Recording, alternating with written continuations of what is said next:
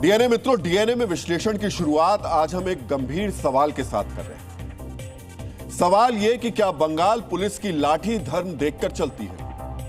क्या ममता बनर्जी की पुलिस का रवैया टीपू वालों के लिए अलग और दीपू वालों के लिए अलग है? यह सवाल हमें इसलिए पूछना पड़ रहा है क्योंकि आज तस्वीर कुछ ऐसी ही आई है। डीएनए मित्रों, बांग्लादेश में हिंदू युवक दीपू की निर्मम हत्या के विरोध में आज हिंदू संगठनों ने प्रदर्शन किया। भारत के कई हिस्सों में बड़े बड़े प्रदर्शन हुए, लेकिन कोलकाता में हुए प्रदर्शन के दौरान कुछ ऐसा हुआ जिससे सवाल उठ रहे हैं, क्या सरकार प्रदर्शनकारियों पर कार्रवाई भी एक खास नजरिए से करती है? क्या प्रदर्शनकारियों पर कार्रवाई भी तुष्टीकरण वाले एंगल से होती है? अब हम आप इसको इसी खास नजरिए का विश्लेषण विस्तार से करके दिखाएंगे। बांग्लादेश में हिंदुओं के खिलाफ हो रही हिंसा के खिलाफ पूरे देश में आक्रोश है।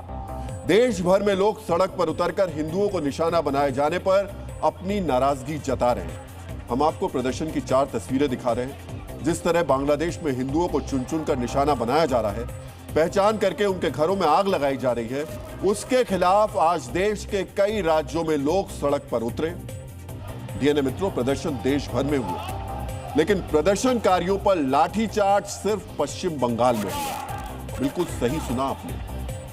हिंदुओं के खिलाफ हो रही हिंसा का विरोध करने उतरे प्रदर्शनकारियों पर लाठीचार्ज हुआ। इसलिए आज खबर प्रदर्शन नहीं है, प्रदर्शनकारियों पर हुआ लाठीचार्ज। पहले आप लाठीचार्ज की कुछ तस्वीरें देखिए।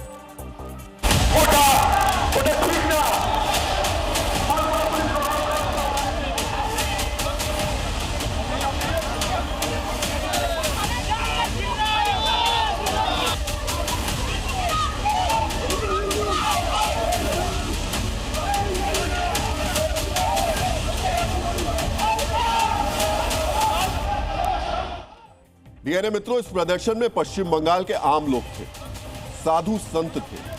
वो सिर्फ कोलकाता में बांग्लादेश के डिप्टी हाई कमीशन को अपना विरोध दर्ज कराना चाहते थे, लेकिन ममता बनर्जी की पुलिस ने पहले उन्हें रोका और फिर लाठीचार्ज किया। डीएनए मित्रों, यहां हम आपको ये तस्वीर एक बार अपनी वीडियो वॉल पर दिखाना चाहेंगे और जरा देखिए आप कैसे ये साधु सन्यासी हाथ जोड़कर खड़े हुए हैं पुलिस के सामने और पुलिस के डंडे लगातार चल रहे हैं। शायद ये पुलिस वाले को कहना चाहते हैं, हमारी बात सुन लीजिए, हम यहां उपद्रव करने नहीं आए हैं, सिर्फ अपनी बात बांग्लादेश के राजनयिकों तक पहुंचाने आए हैं। सोचिए, जिन संतों के सामने सनातन धर्मी आस्था से हाथ जोड़ते हैं, वो संत पुलिस के सामने हाथ जोड़ रहे हैं। डीएनए मित्रों, इस तस्वीर को याद रखिएगा। साधु संत पुलिस के सामने हाथ क्यों जोड़ रहे थे? सिर्फ इसलिए क्योंकि वो अपने आक्रोश से बांग्लादेश के राजनयिकों को परिचित करा सके। लेकिन ममता बनर्जी की पुलिस ने क्या किया? उन पर लाठियां चलाई, चुन चुनकर संतों को निशाना बनाया गया। सुनिए कैसे ममता बनर्जी की पुलिस ने उन्हें अपना निशाना बनाया।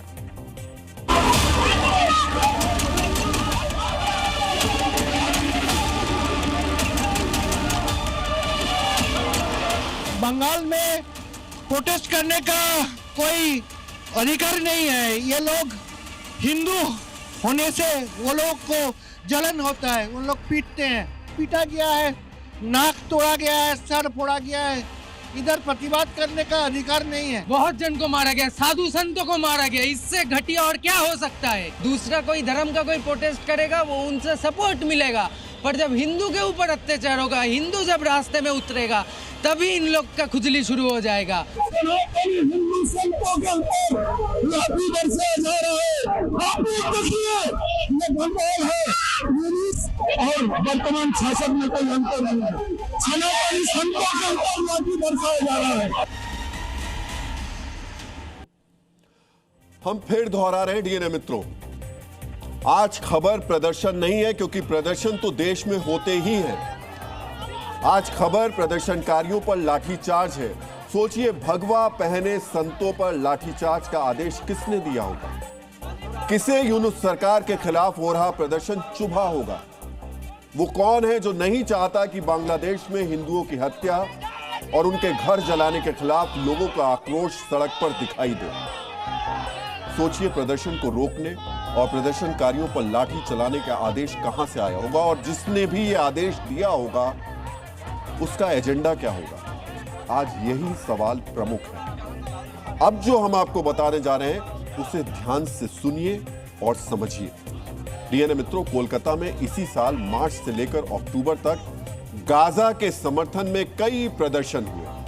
तस्वीरें आप मेरी बाईं तरफ देख रहे हैं। प्रदर्शन में गाजा समर्थक, कथित लिबरल और गाजा के वैचारिक बंधु कट्टरपंथियों की भीड़ उमड़ती थी। कोलकाता में ट्रैफिक थम जाता था, भड़काऊ नारेबाजी और बवाल होते थे, लेकिन पुलिस ने कभी लाठीचार्ज नहीं किया, अपनी लाठी कभी उठाई नहीं। सोचिए आखिर ऐसा क्यों हुआ होगा? अगर प्रदर्शनकारियों को कंट्रोल करना, हंगामा रोकना पुलिस का मकसद था, तो गाजा समर्थकों के प्रदर्शन पर ये मूक दर्शक बनकर क्यों खड़े रहे? और फिर साधु संतों पर लाठीचार्ज क्यों हुआ? समझिए। लाठीचार्ज का फैसला एजेंडा देखकर हुआ। पुलिस ने एजेंडा देखकर यह फैसला किया कि किस पर लाठीचार्ज करना है और किस पर लाठीचार्ज नहीं करना है। इसीलिए मोहम्मद यूनुस की सरकार की हिंदू विरोधी नीतियों के खिलाफ प्रोटेस्ट कर रहे साधु संत और हिंदुओं पर तो लाठीचार्ज होता है, लेकिन गाजा को लेकर कोलकाता में उपद्रव कर रहे कथित लिबरल और कट्टरपंथियों के सामने पुलिस विनम्र नजर आती है। का हाथ पैर बॉडी पे ये देखिए, इसका प्रमाण ये है। सडन लाठीचार्ज करने लगा। ये पुलिस है या ममता का सर्वेंट बन गया? ये ममता नहीं, यूनुस का सर्वेंट है। मोहम्मद यूनुस का एक नंबर का एकदम सर्वेंट बन गया। ये लोग बांग्लादेश का एकदम एजेंट बनकर काम कर रहे हैं। ये कोलकाता पुलिस बेरहमी से लाठीचार्ज किया गया है आज साधु संतों को, महिलाओं को, बच्चों को। इधर हिंदू लोग प्रोटेस्ट करेगा तो ये ममता दीदी का जो सरकार में जो पुलिस चलता है ये लोग मारेगा, लेकिन हम लोग का मार कर कोई कुछ नहीं बिगाड़ सकते। बंगाल में जो सरकार चल रही है वो तो बांग्लादेश में और बंगाल में कोई फर्क नहीं है। दो ही तरफ सरकार, जिहादी सरकार चल रहा है। डीएनए मित्रों, हमारी लोकतांत्रिक व्यवस्था में देश के सभी नागरिकों को शांतिपूर्ण प्रदर्शन का अधिकार है। यानी कोई भी व्यक्ति तय नियम का पालन करते हुए प्रदर्शन कर सकता है। इस नियम को बंगाल पुलिस तब तो मानती है जब वक्फ प्रेमी लोग सड़क पर उतरते हैं, लेकिन जैसे ही हिंदुओं का प्रदर्शन शुरू होता है, भीड़ ज्यादा दिखती है, तो बंगाल पुलिस डंडे चलाना शुरू कर देती है। साधु संतों पर लाठीचार्ज और एक खास वर्ग के प्रदर्शनकारियों पर नरमी, इससे पुलिस और पुलिस को कंट्रोल करने वाली सरकार का नजरिया समझा जा सकता है। डीएनए मित्रों, पश्चिम बंगाल सरकार का यह विशेष एक पक्षीय नजरिया पहली बार नहीं दिखा है। हाल के दिनों में अनेक बार यह विशेष एक पक्षीय नजरिया दिखाई दिया है। इसी साल अप्रैल के महीने में पश्चिम बंगाल में वक्फ संशोधन कानून के खिलाफ पश्चिम बंगाल में उग्र प्रदर्शन हुए। किसी एक शहर में नहीं, पूरे पश्चिम बंगाल में हिंसक प्रदर्शन हुए थे। आपको जानकर आश्चर्य होगा कि वक्फ कानून के खिलाफ हुए प्रदर्शन के दौरान भी पश्चिम बंगाल की पुलिस विनम्र बनी रही। प्रदर्शनकारियों को उपद्रव की खुली छूट थी, पुलिस मूक दर्शक बनी रही। मुर्शिदाबाद में तो उपद्रवियों ने जो हंगामा किया उसे पूरे देश ने देखा। जब पूरा मुर्शिदाबाद आग की लपटों में झुलसने लगा, तब पुलिस का एक्शन देखने को मिला। डीएनए मित्रों, यहां हम आपको ममता बनर्जी की पुलिस के इस विशेष एक पक्षीय नजरिए पर थोड़ा विस्तार से जानकारी शेयर करना चाहते हैं। आपको हम दो तस्वीरें दिखा रहे हैं। अप्रैल के महीने में वक्फ कानून के खिलाफ प्रदर्शन कर रहे लोगों ने दक्षिण 24 परगना के अमताला में पुलिस की गाड़ी में तोड़फोड़ की। पता है पुलिस ने क्या किया? लाठी नहीं चलाई, रबड़ की गोलियां या आंसू गैस के गोले नहीं चलाए। पुलिस वाले चुपचाप खड़े रहे, विनम्रता की प्रतिमूर्ति बने रहे। वहीं अगस्त के महीने में जब कोलकाता में नवन्ना अभियान वाला प्रदर्शन हुआ, तब ममता बनर्जी की उसी पुलिस ने लाठियां चलाई, प्रदर्शनकारियों को पीटा। सोचिए, जहां प्रदर्शनकारी हमला कर रहे थे वहां पुलिस खामोश खड़ी थी, विनम्र बनी हुई थी, और जहां शांतिपूर्ण प्रदर्शन होता है वहां पुलिस लाठियां चलाती है। आखिर ऐसा होता क्यों? और ये एक बार नहीं हुआ है। एक और तस्वीर देखिए। दक्षिण 24 परगना जिले के भांगर में अप्रैल के महीने में वक्फ कानून के खिलाफ हुए प्रदर्शन में इसी पश्चिम बंगाल पुलिस पर ईंट पत्थर फेंके गए, पुलिस वालों पर हमला हुआ। सुनिए पुलिस वालों ने क्या किया। शांत बने, एकदम पत्थर की मूर्ति की तरह बिना किसी भाव के शांत खड़े रहे। लेकिन उसी पश्चिम बंगाल में डायमंड बॉर्डर के सतगछिया में जब बांग्लादेश में हिंदुओं पर हिंसा के खिलाफ प्रदर्शन हुआ, तो पश्चिम बंगाल की पुलिस फिल्मी सिंघम बन गई, प्रदर्शनकारियों पर लाठीचार्ज कर दिया। मुर्शिदाबाद, दक्षिण 24 परगना, कोलकाता और दूसरे कई शहर हैं। पश्चिम बंगाल पुलिस के इस एजेंडे को देखकर किए गए लाठीचार्ज की लिस्ट लंबी है, समय कम है, इसलिए हमने आपको सिर्फ चुनिंदा घटनाएं ही बताई। ये घटनाएं साफ साफ बताती हैं कि पश्चिम बंगाल में पुलिस हालात देखकर, हिंसक प्रदर्शन को देखकर या हिंसा की आशंका से प्रदर्शनकारियों पर कार्रवाई नहीं करती है। पुलिस एजेंडा यानी मुद्दा देखकर कार्रवाई करती है। डीएनए मित्रों, श्री रामकृष्ण परमहंस ने कहा है कि आध्यात्मिकता अपने आप विनम्रता की ओर ले जाती है। जब फूल फल बनता है तो उसकी पंखुड़ियां अपने आप गिर जाती हैं। जब व्यक्ति आध्यात्मिक बनता है तो अहंकार धीरे धीरे अपने आप विलीन हो जाता है। आज कोलकाता में जब भगवा वस्त्र पहने एक साधु ने पुलिस वालों के सामने हाथ जोड़ा तो ये उनकी विनम्रता थी, ये आध्यात्मिकता की एक ताकत थी, ये साक्ष्य था कि सनातन का भाव सद्भाव है। लेकिन विनम्रता को समझने के लिए जो समझदारी चाहिए, शायद वो पश्चिम बंगाल प्रशासन के पास नहीं है। आपको हम दूसरी तस्वीर भी दिखा रहे हैं। इस तस्वीर में वही पश्चिम बंगाल की पुलिस उपद्रवियों के सामने नतमस्तक नजर आ रही है। ये वही उपद्रवी हैं जो वक्फ कानून के खिलाफ सड़क पर हंगामा कर रहे थे। यही पश्चिम बंगाल सरकार का एजेंडावादी चेहरा खुलकर यहां पर सामने आता है। ममता बनर्जी की पुलिस विनम्र सनातनी संत पर तो लाठी करती है, लाठीचार्ज करती है, लेकिन कट्टरपंथी उपद्रवियों के सामने नतमस्तक हो जाती है। यानी पश्चिम बंगाल में पुलिस की लाठी हिंदू मुसलमान का फर्क करती है। समझिए, हिंदू मुसलमान में फर्क करने वाला यह नजरिया ऊपर से नीचे की तरफ आता है। अगर सरकार की सोच में हिंदू मुसलमान नहीं तो शायद पुलिस को भगवा पहने संत की विनम्रता और कट्टरपंथियों के उपद्रव में फर्क नजर आता। तब यकीनन पुलिस संत के सामने नतमस्तक होती और उपद्रवियों पर लाठीचार्ज करती। अतिवाद का वायरस चाहे बंगाल का हो या फिर बांग्लादेश का, बिल्कुल एक जैसा है। जब मजहबी कट्टरता किसी के सिर पर सवार होती है तो बंगाल में मुर्शिदाबाद कांड होता है और बांग्लादेश में दीपू दास हत्याकांड। दीपू के साथ जो बर्बरता बांग्लादेश के मेमन सिंह में हुई वो अत्याचार की अति की श्रेणी में आती है। इतिहास की किताबों में इसे मजहबी घृणा के निकृष्टतम उदाहरण के तौर पर गिना जाएगा। मानवता पर क्रूरता की वो तस्वीर दीपू के परिवार की आंखों में अब भी घूम रही है। आज पहली बार दीपू का परिवार कैमरे पर सामने आया। पहली बार उन्होंने अपना दर्द साझा किया। दीपू की पत्नी, उनका छोटा बच्चा, दीपू के पिता, उनकी मां, उनके भाई और दीपू के चाचा, यानी पूरे परिवार ने जो अपनी पीड़ा बताई उसे कहने के लिए शब्द कम है। उसे सिर्फ एहसास ही किया जा सकता है। सबसे पहले हम आपको दीपू के चाचा को सुनाना चाहेंगे, जिन्होंने बताया कि घर से लौटने के अगले ही दिन उसे मार दिया गया। आप भी सुनिए दीपू की हत्या के बाद उनका परिवार कितना डरा हुआ। 7:30 बजे खबर पाया गया ये दीपू का तो ये भावे ताकि इस्लाम के विरुद्ध भावे कोई के उसकी बंगाली मार गया। तो वही में निकास करता है थाना के गेट में आस्ते आबार बोल गया ये दीपू नहीं है। तो हम बोल गया ये दीपू कहाँ चल गया, क्या जो हो गया हम लोग तो नहीं दे गया। किसी तो डर लग गए है, उसकी हुमकी दे गया, हुमकी दे गया। हाँ, तो हम लोग तो निरहो आदमी है, तो हम लोग को तो इस्लाम के इनकी भय पाई गया। डीएनए मित्रों, बताइए, जिसके जवान बेटे को इतनी बर्बरता के साथ मार दिया जाता है वो कैसे नहीं डरेगा? जिसे सिर्फ इसलिए मार दिया जाता है कि वो हिंदू है, वो एक मुस्लिम बहुल देश में डर के कैसे नहीं रह पाएगा?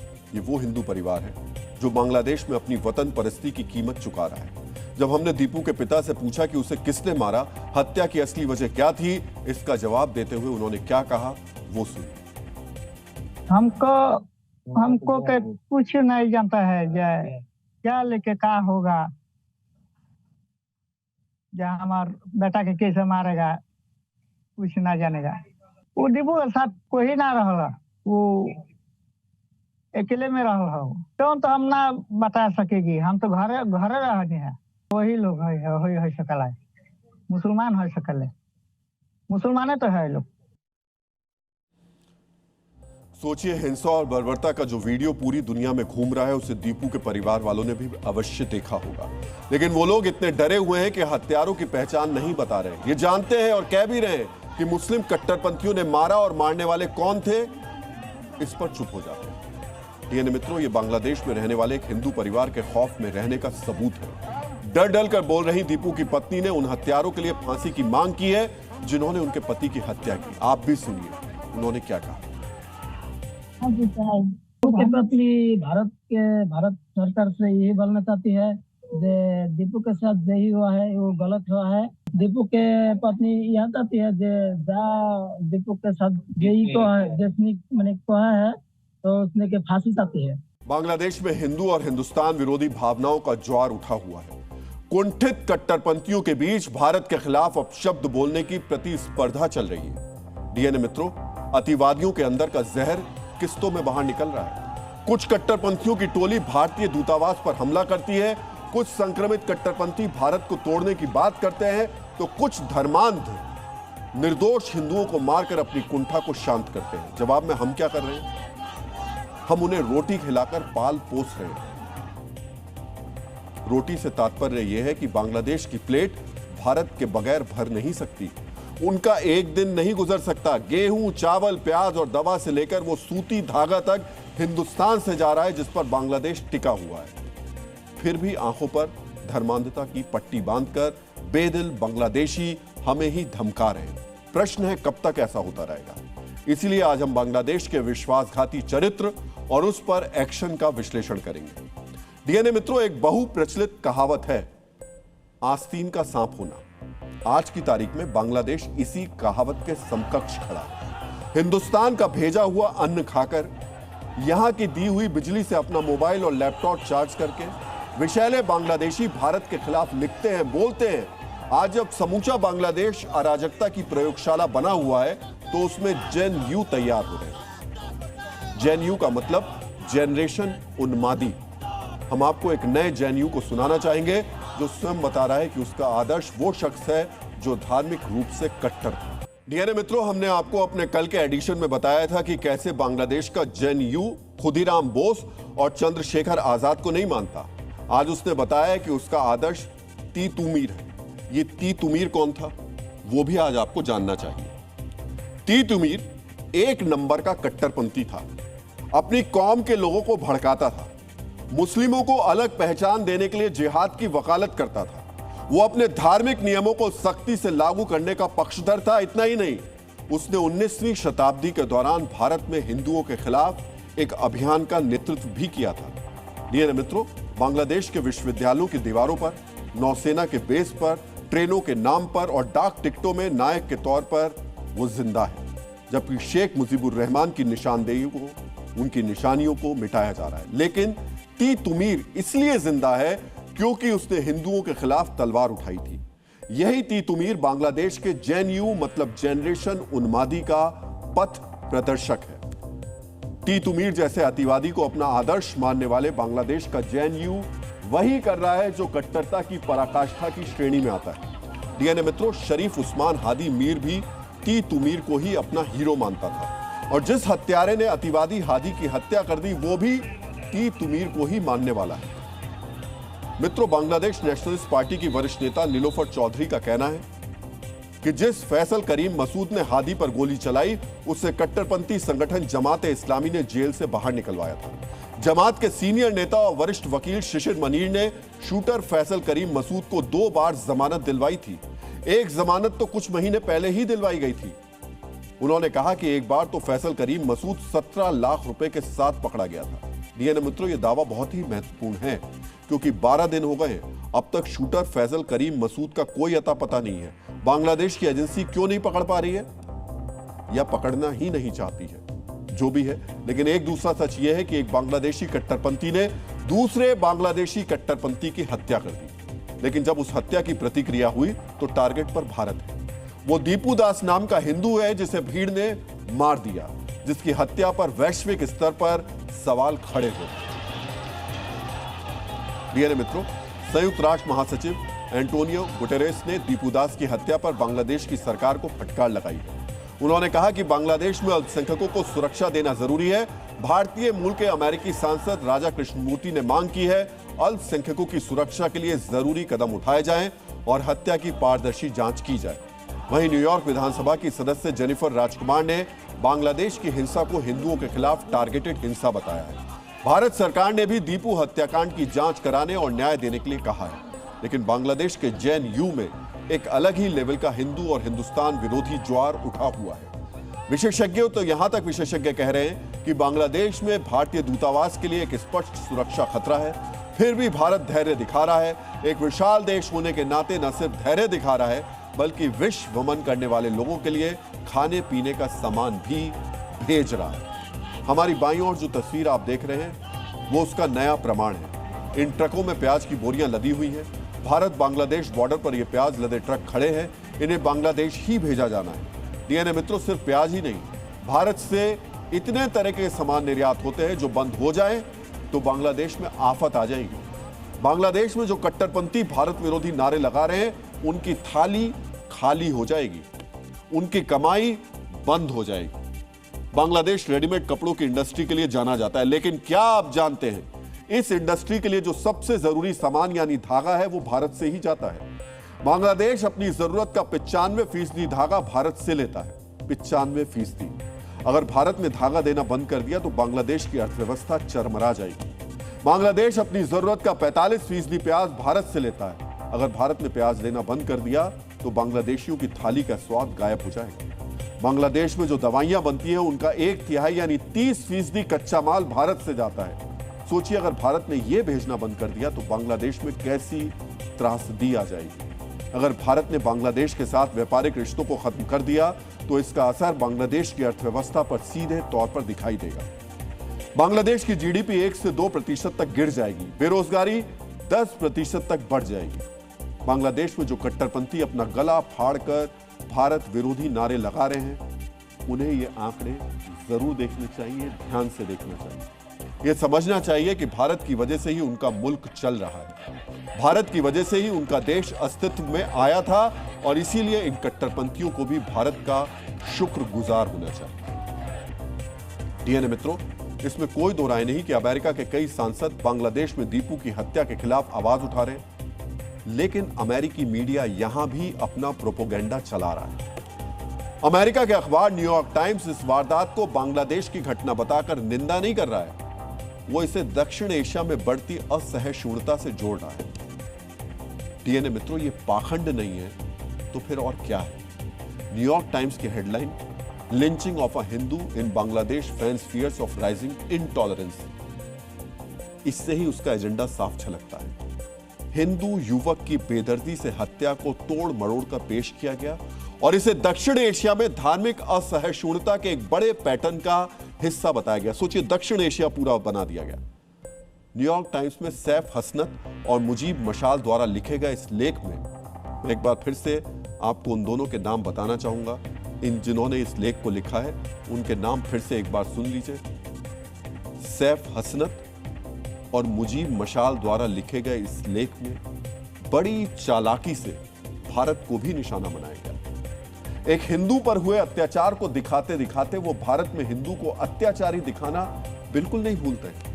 यहां शब्दों का खेल करते हुए धार्मिक असहिष्णुता से पूरे दक्षिण एशिया में फैले डर की बात की गई है। यानी ये कहा गया कि केवल बांग्लादेश तक ही धार्मिक असहिष्णुता सीमित नहीं है, बल्कि पूरे दक्षिण एशिया में ये फैली हुई है। न्यूयॉर्क टाइम्स ने बांग्लादेश में हिंदू युवक की क्रूरता से की गई हत्या के आरोपियों को मुस्लिम बताने से परहेज किया। अमेरिकी अखबार के मुताबिक दीपू दास की हत्या को उसके सहकर्मियों ने अंजाम दिया। सोचिए, सहकर्मियों ने अंजाम दिया। अखबार ने भारत को भी अपने एजेंडे वाले लेख में घसीटा और दावा किया कि भारत में हिंदू संगठनों ने मुस्लिमों और दूसरे अल्पसंख्यकों को निशाना बनाया। डीएनए मित्रों, न्यूयॉर्क टाइम्स को बांग्लादेश की हिंसा दक्षिण एशिया में धार्मिक असहिष्णुता के पैटर्न का हिस्सा नजर आती है। समझिए, इसके जरिए अमेरिका का यह अखबार बांग्लादेशी कट्टरपंथियों के पाप को कम करना चाहता है। वो बेहद शातिराना अंदाज में बांग्लादेश की तुलना भारत से करना चाहता है। सरल शब्दों में समझिए, न्यूयॉर्क टाइम्स ये कहना चाहता है कि भारत में भी धार्मिक असहिष्णुता है और इसी का प्रचार बांग्लादेश तक हुआ है। ये बौद्धिक और वैचारिक पाप है।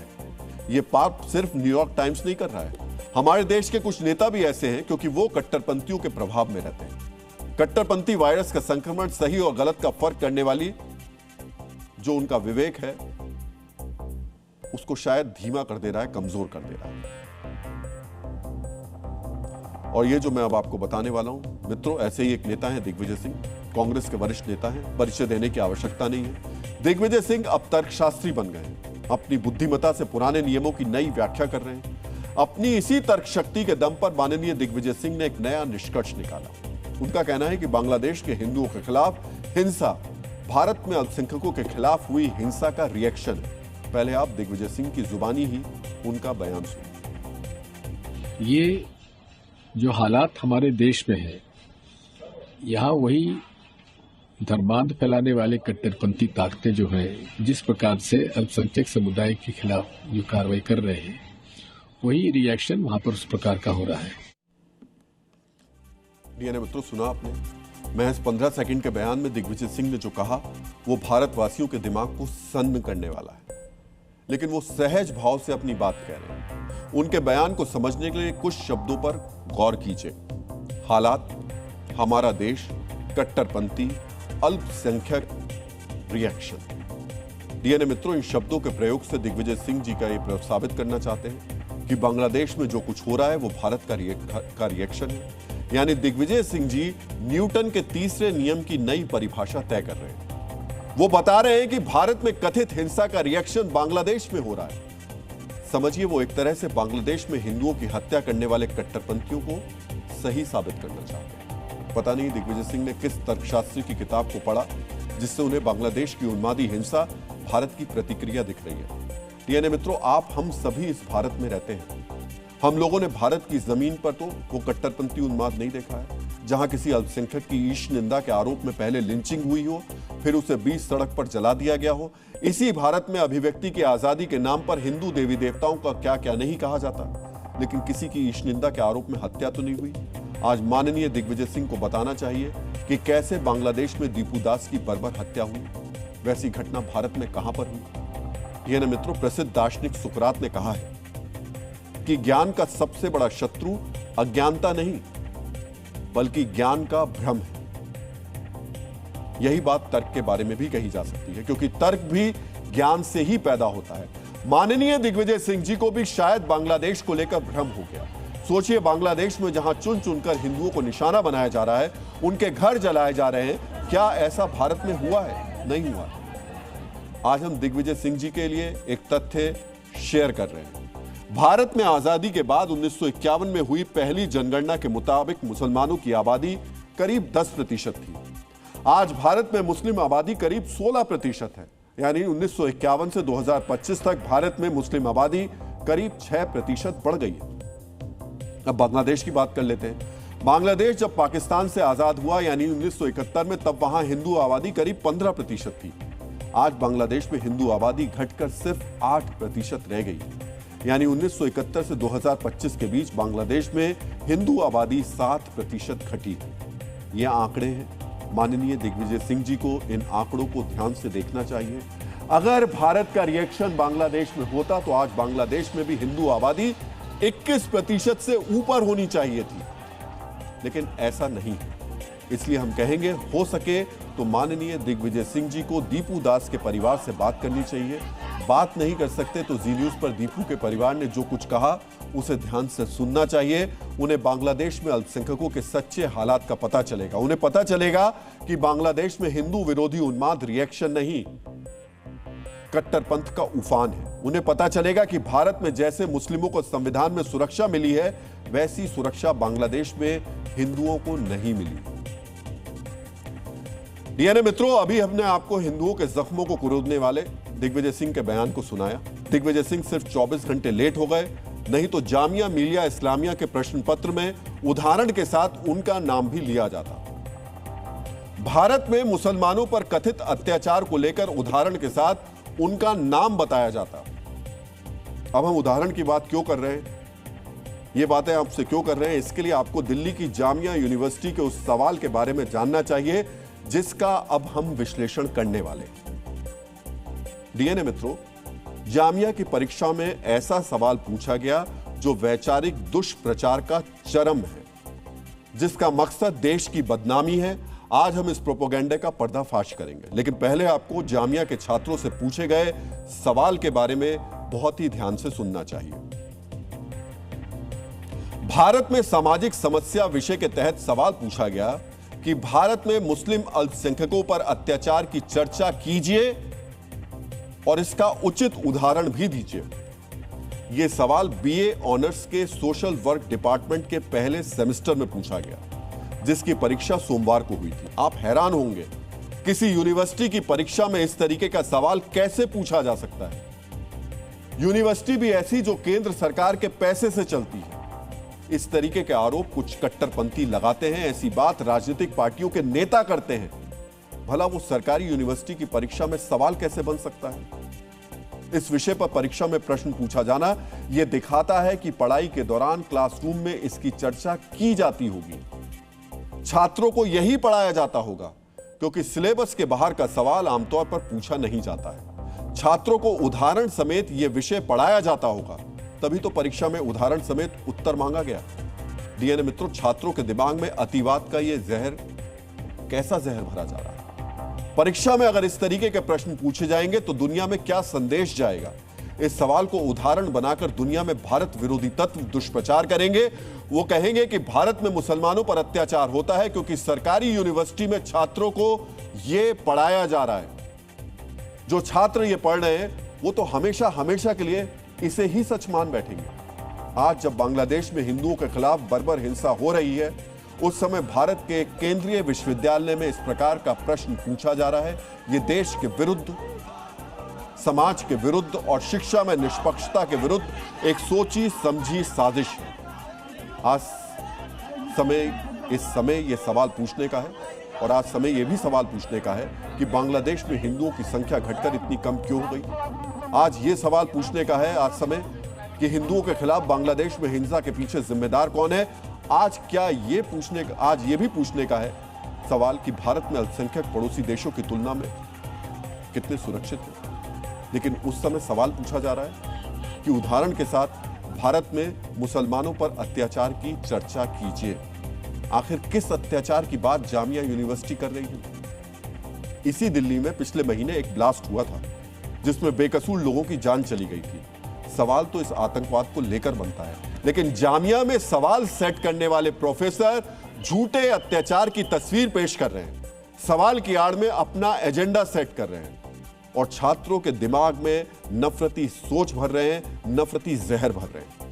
डीएनए मित्रों, जामिया वही यूनिवर्सिटी है जहां बाटला हाउस एनकाउंटर में मारे गए आतंकवादियों की बरसी बनाई जाती है। यहां के कुछ छात्र एनकाउंटर में मारे गए आतंकवादियों को शहीद का दर्जा देते हैं। इन छात्रों को भटका हुआ नौजवान कहकर खारिज किया जा सकता है, लेकिन जब खुद यूनिवर्सिटी में पढ़ाने वाले शिक्षक भारत विरोधी नैरेटिव बनाए तो फिर यह देश के साथ साजिश लगती है। डीएनए मित्रों, अभी ज्यादा दिन नहीं हुए जब देश को फरीदाबाद की उस अल फलाह यूनिवर्सिटी के बारे में पता चला जहां पढ़ाई के नाम पर देश विरोधी गतिविधियां चल रही थी। डॉक्टर के नाम पर आतंकवादी तैयार किए जा रहे थे।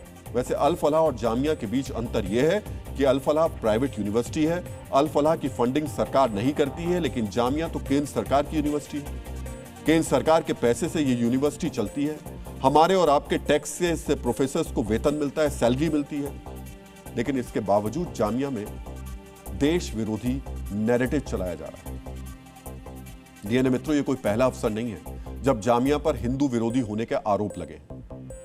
नवंबर 2024 में कॉल फॉर जस्टिस नाम के एक एनजीओ ने जामिया में गैर मुस्लिम छात्रों और फैकल्टी से भेदभाव का आरोप लगाया था। जामिया में धर्म परिवर्तन के लिए प्रलोभन या दबाव बनाने के आरोप भी लग चुके हैं। दिवाली के लिए बनाई गई रंगोली को पैरों से कुचलने के आरोप लग चुके हैं। डीएनए मित्रों, भारत विरोधी नैरेटिव वाले जामिया के सवाल को लेकर हमने यूनिवर्सिटी प्रशासन से भी जवाब मांगा। इसके जवाब में जामिया प्रशासन ने सवाल सेट करने वाले प्रोफेसर के खिलाफ एक्शन लेने की अब घोषणा कर दी। जामिया के मुताबिक प्रोफेसर वीरेंद्र बालाजी शहारे की लापरवाही को गंभीरता से लिया गया है। प्रोफेसर वीरेंद्र को तत्काल प्रभाव से निलंबित भी कर दिया गया है। प्रोफेसर वीरेंद्र जामिया के डिपार्टमेंट ऑफ सोशल वर्क के प्रोफेसर हैं। साथ ही इस मामले की जांच के लिए एक कमेटी का भी गठन किया गया। उम्मीद की जानी चाहिए कि इस मामले में ऐसा फैसला आए जो सटीक उदाहरण बनेगा, ऐसा उदाहरण जो शिक्षा को वैचारिक हथियार बनाने से रोके। और भविष्य में किसी यूनिवर्सिटी में अगर ऐसा कुछ हो रहा हो तो इस उदाहरण को उन शिक्षकों को जरूर बताया जाए जो बच्चों के मन में, छात्रों के मन में वैचारिक जहर बनने की साजिशें रचते रहते हैं कि देखिए वो जो सज्जन थे, जो जामिया में बैठे हुए थे और छात्रों के मन में वैचारिक जहर भर रहे थे, उनके साथ यूनिवर्सिटी ने किस तरीके से कड़ाई के साथ पेश होकर के कार्रवाई की। डीएनए मित्रों, अब हम पाकिस्तान में छिड़े धर्म युद्ध का विश्लेषण करेंगे। अब तक आपने सुना होगा कि पाकिस्तान गृह युद्ध की आग में चल रहा है, लेकिन इस बार पाकिस्तान धर्म युद्ध की आग में चल रहा है। यह धर्म युद्ध मुनीर के खिलाफ है। यह धर्म युद्ध पाकिस्तान के मौलानाओं के बीच छिड़ गया है। इस धर्म युद्ध के 2 चैप्टर हैं। धर्म युद्ध का पहला चैप्टर मुनीर के नाम पर मौलाना वर्सेस मौलाना है और दूसरा चैप्टर धर्म के नाम पर बच्चों को फिदायीन बनाने की साजिश।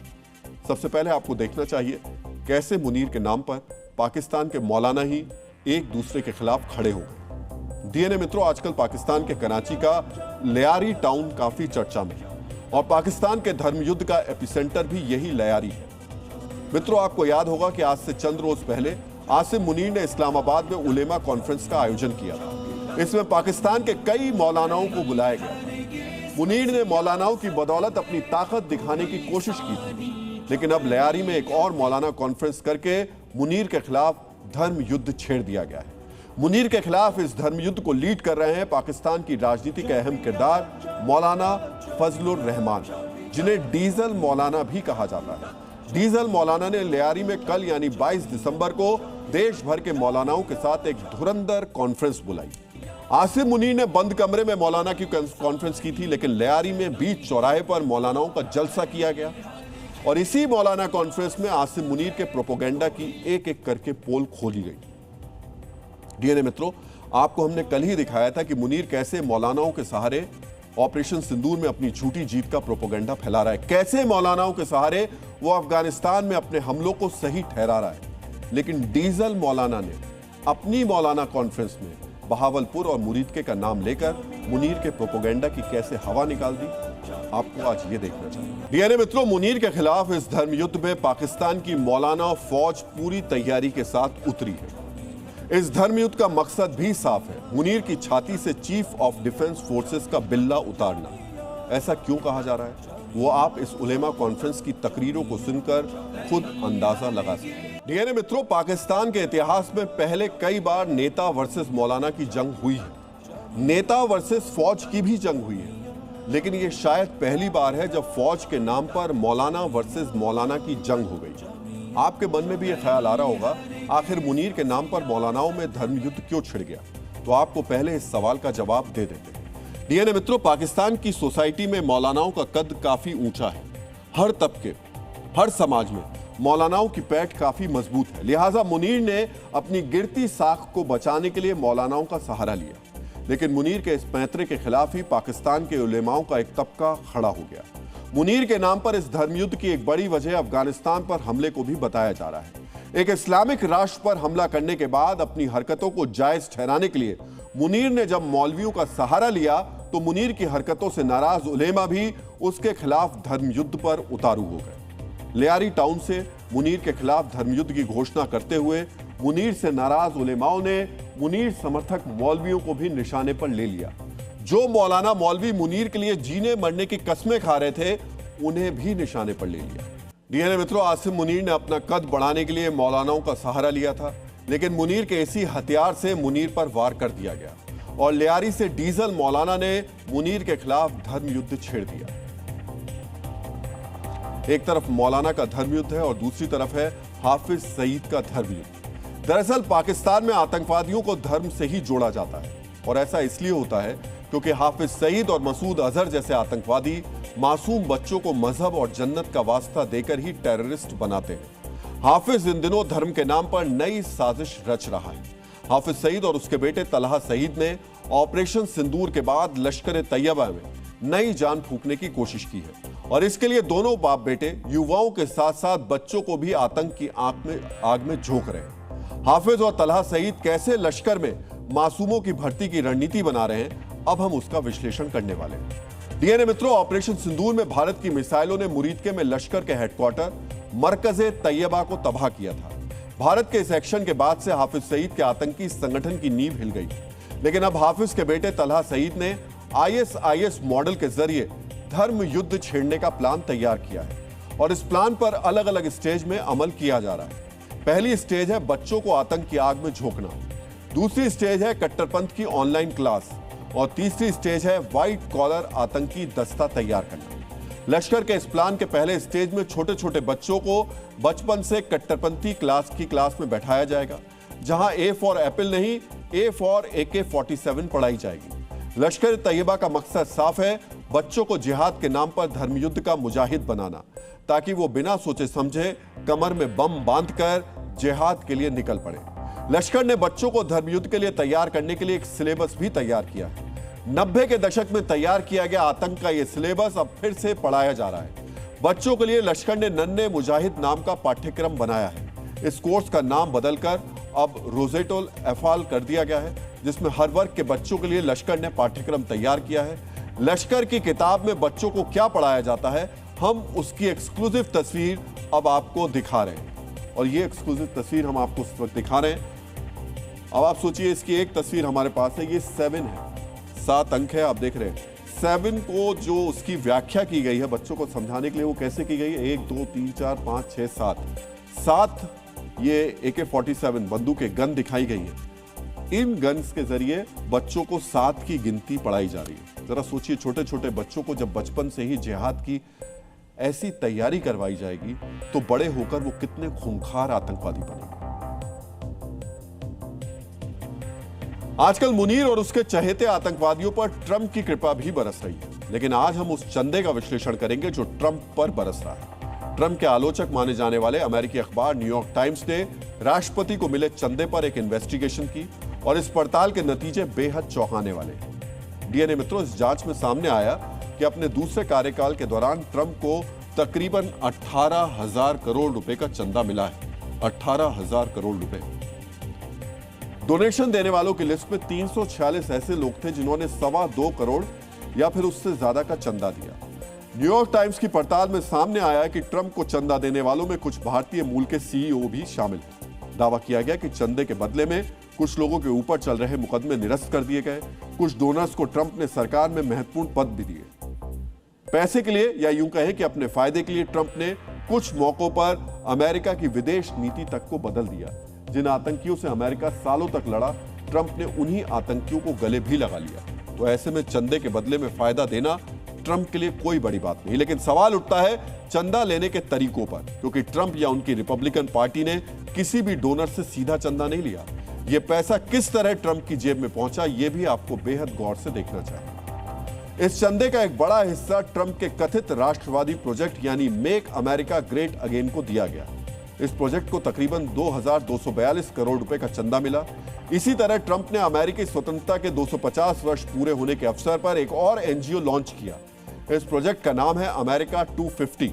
चंदे का एक बड़ा हिस्सा इस प्रोजेक्ट को मिला, यानी राष्ट्रवाद के नाम पर ट्रंप ने पैसा लिया, अपनी चांदी की और चंदा देने वालों के व्यारे न्यारे कर दिए। डीएनए मित्रों, किसी देश के राष्ट्राध्यक्ष पर चंदे की शक्ल में इतना पैसा लेने का आरोप लगता तो वो नेता जवाब देने को मजबूर हो जाता, लेकिन ये ट्रंप है, वो ट्रंप जिन्हें किसी आरोप किसी विवाद से कोई फर्क नहीं पड़ता।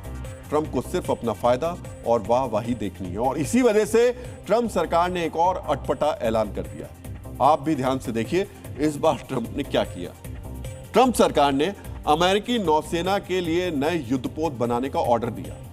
इन नए युद्धपोतों को ट्रंप क्लास वॉरशिप कहा जाएगा। इस प्रोजेक्ट के तहत कुल 25 ट्रंप क्लास वॉरशिप तैयार किए जाएंगे।